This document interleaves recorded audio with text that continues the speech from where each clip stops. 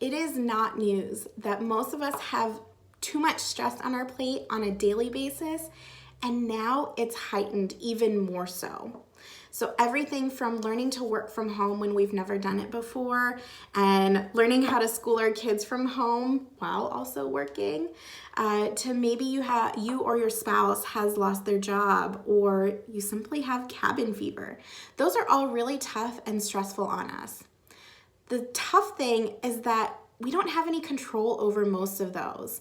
So what I want to have a conversation with you about today is how to control what we can control and how to optimize our adaptation to that stress so that when the stress does come into our system, the things that we can't control or minimize, I want you to be able to deal with it on a neurological level more optimally than maybe you are right now.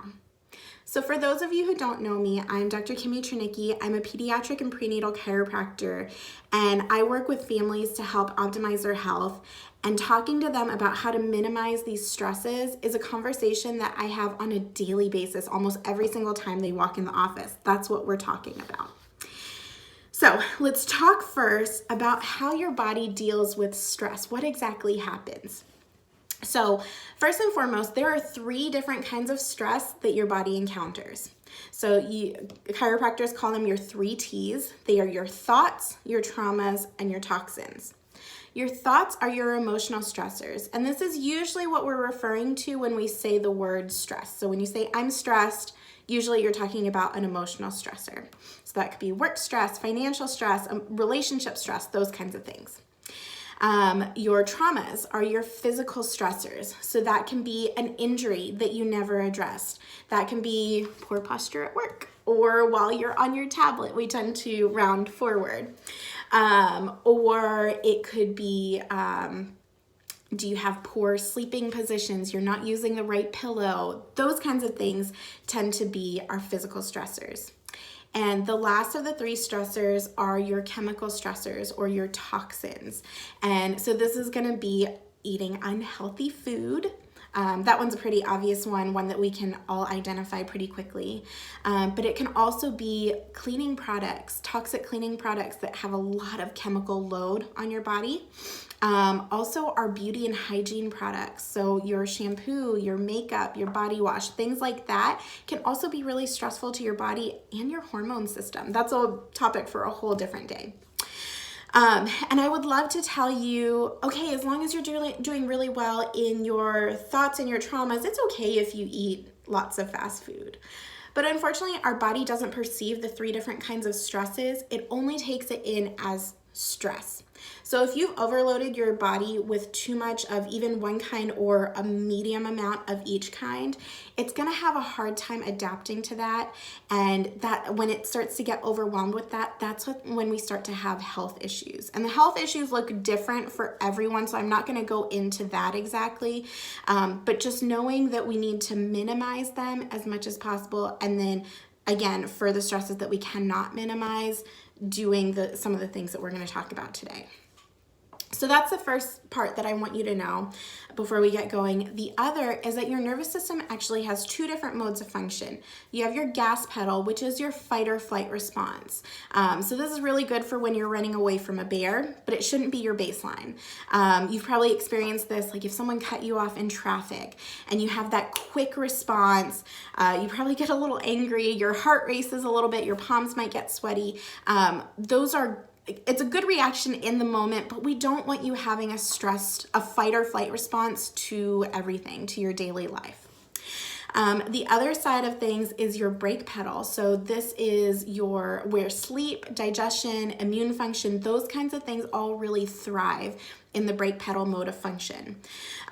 So knowing that there are 2 different modes and there are things that you can do to optimize them, we want to make sure that you're not stuck in that stress response, which most of us are. I would say that most of our new patients, when they come in, they are stuck in that. So doing these are going to help move you away from that stress response. And we're going to talk about something at the end that I do that can help to regulate that balance there. All right, so now let's move into the top 5 things that you can be doing.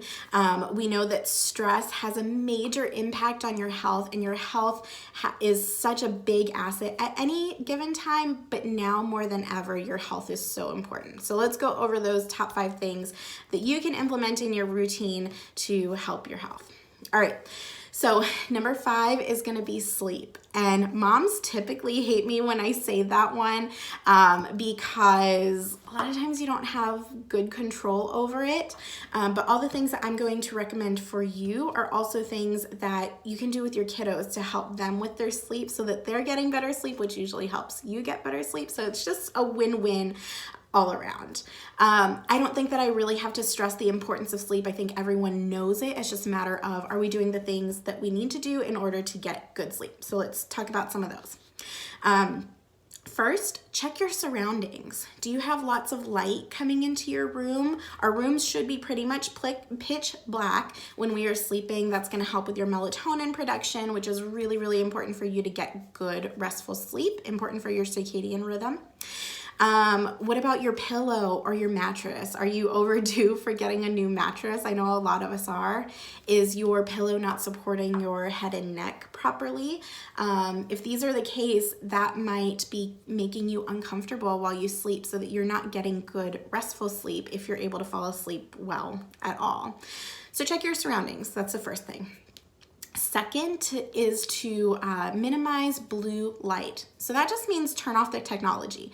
So turn it off at least 1 hour before sleep. So all the light that comes into your eyes, even though you don't realize it's a blue light, but the blue light comes into your eyes from the technology, and that interrupts the melatonin production. So we tell people to turn it off at least 1 hour before bed so that now your melatonin hormone can release and do what it needs to get you to that good, restful state of sleep.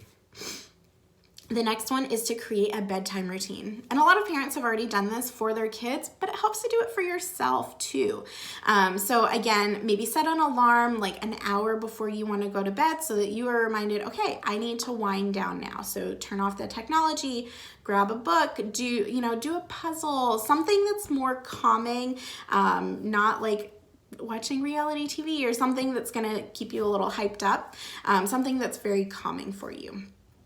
Obviously, we know not having caffeine is really big for helping your sleep, but also avoiding sugary, carb-full or carb-rich snacks before bed, because that can create kind of like that sugar high and then a plummet even when you're sleeping, and that can interfere with your circadian rhythm, affect your sleep cycles there. And then also during the day, get out in the sun. Have you ever been out in the sun all day and then you go home and you crash? So sunshine is really, really important for regulating your circadian rhythm. So making sure that you are outside as much as possible to help your body know, okay, now it's time to be up and about and active. And then once that sunshine goes away, okay, I can slow down, I can go to sleep now. Okay, so those are my tips on sleep. Number 4 for helping your stress and your health is exercise. Of course, we know that in so many ways, exercise is so good for our health, but research shows that it actually lowers your stress by lowering your cortisol and your adrenaline hormones. And these are your stress hormones. So we want to make sure to keep those at bay as much as possible, and exercise is a great way to do that. Exercise also creates endorphin, which is your happy hormone. And this happy hormone, the endorphins, influence the part of your brain that perceives emotions and pain. So we want as much happy hormone in your body as possible in that, especially in that area of your brain. Exercise does not need to be an hour-long event away from the kids at the gym. First of all, gym is not an option right now. Second, once gyms open back up, this is a great option if you can, but I don't want people saying, well, I don't have childcare, I don't have a gym membership. as reasons for not exercising. I actually love when people get their kids involved in exercise. It sets a good role model for them to know what healthy habits are. So monkey see, monkey do. Your kids are gonna do what they see you do. So get them involved in your exercise as much as possible. Even just doing like a 10-minute workout that gets your heart rate up is so good for your stress. So like I said, it doesn't need to be an hour-long event. Just put in as much as you can. So the good news is that you can get in a good workout without having like this full-blown home gym. There are lots of great workouts that you can do that just require your body weight. And there are actually lots of the online training programs that are offering free trials right now. And lots of those offer programs that are just body weight. So look into some of them. I know Beachbody is doing some right now. Peloton is doing some. So just look up which one feels right for you. Like I said, getting your kids involved is a really, really great skill to teach them. So whether that be going on a walk with them, my daughter loves when we do yoga together. Sometimes it means she's crawling on me, which just adds a little bit more of a challenge to me. But it's fun for both of us. It's so cute when she starts doing her yoga on her own. Even if I'm not doing yoga, she loves doing it now. So I think that's a really great life skill for your kiddos too. All right, number 3 is screen time. And trust me, the irony is not lost on me that I am presenting this to you on a screen, but after I'm done talking, you can turn it off. So screen time has gone up significantly since this quarantine started. The Nielsen report showed that there was a week at the end of March that Americans were logged streaming over 5.3 billion minutes just of Tiger King. Just of Tiger King. This isn't anything else. This isn't your Zoom meetings for work. This isn't your time on Facebook. This isn't FaceTiming with your family. That's just Tiger King. How crazy is that? So just to kind of like bring to light how much more screen time we are having right now. So obviously we've talked about how screen time can affect melatonin production. So making sure that we minimize it so that it's not affecting our sleep, which also affects our health there and our stress response. And you know, the thing is, I get it. A lot of this is out of our control. We have to have our Zoom meetings with work. Our kids are trying to stay in touch with their teachers, which is so important. Things like that. I know that you can't control, but it's all about minimizing the times that we can control. So some tips on screen time so that we don't go really overboard. Most of our phones, even tablets, I don't know about computers, but a lot of those actually track screen time now. So I'm actually going to take you a step further and ask you to track essential time versus non-essential time. So the things like having to be on there for work or your kids communicating with their teacher, yeah, you have to do that. And I'm not telling you to take that away. But when you have a lot more of that in a given day, maybe minimize the time that you are finding out what Carole Baskin did to her husband. Okay, so just try to find a good balance with that. And then if you are anything like me, you've probably gotten in the bad habit of picking up your phone and checking apps just for the sake of checking apps, not because you have an agenda or you need to figure something out, make a specific communication point with someone, but just because it's there and it's easy to grab. So most phones and tablets now have a feature where you can set time limits on the apps. I think you have to go into settings to do that. But anyway, setting a time limit will make you more conscious of the time that you are spending on those apps so that you can be more mindful with the time that you are spending there. So it's not just mindless scrolling, which I know all of us have been there before. And then the other thing is setting a healthy boundary with your phones and tablets. So I know a lot of us do this with our kids where they're only allowed a certain amount of time per day or it's turned off by a certain time of the night. We should do this for ourselves too as adults. So maybe once you get home from work or after dinner, for example, you put it in a drawer, put it on the charger somewhere where it's, you know, kind of a pain in the butt to go check, so that when you do go check it, it's only because you heard it ringing and it was your mom calling. Okay, that's a valid reason to go pick up the phone. but just making it so it's not in your face, easy to reach for, and you don't end up spending mindless time on there, okay? All right, number 2 is going to be breathing. So a lot of us know how great and calming and grounding deep breathing is, but a lot of times we don't have the tools, or like no one really told us anything about how to conquer deep breathing aside from just saying deep breathing is really good for you. So I'm going to give you some of those easy tools on how to accomplish that. So the first thing to know is the difference between chest breathing and belly breathing. So chest breathing is a more shallow, quick breath that we take. If you've ever been in a stressful situation, you've probably experienced it, whether you knew that or not. And because we're not taking nice deep breaths, not holding in the oxygen, generally this is pretty stressful for our insides because we're not getting the optimal oxygenation that we should be getting with our breathing. So first I want you to identify what kind of breathing are you doing. So you can put one hand on your chest, one hand on your belly, and just feel yourself breathing. If you feel like most of your breaths are very quick, shallow, and most of the motion is coming from up in your chest, try to be conscious and put most of your motion on your belly. So when you breathe in, your belly should be going out, and then when you breathe out, belly should be going in. And this is all because of the muscle called your diaphragm that sits below your lungs. As that expands, it pushes your belly out, which allows room for your lungs to expand and bring in all that great air. So first, like I said, identifying what kind of breathing you were doing the most. So do that, and then if you find that you are mostly chest breathing, let's talk about some things that you can do to, aside from just being conscious of belly breathing, some things that you can do to slow down. So first is going to try a technique called 4-7-8 breathing. So you want to take a breath in for 4 counts, hold it for 7, and then do a forceful breath out for 8 counts. So in for 4, hold for 7, and then forceful for 8 counts. I don't think my counting was exactly right because I was trying to count or talk out loud with you guys, but you get the point. So doing those 3 things, they say do that cycle about 5 times, a couple times a day, can help to really slow yourself down, be mindful of your breathing, which will help calm your nervous system, calm everything in your body so that you have a better stress response.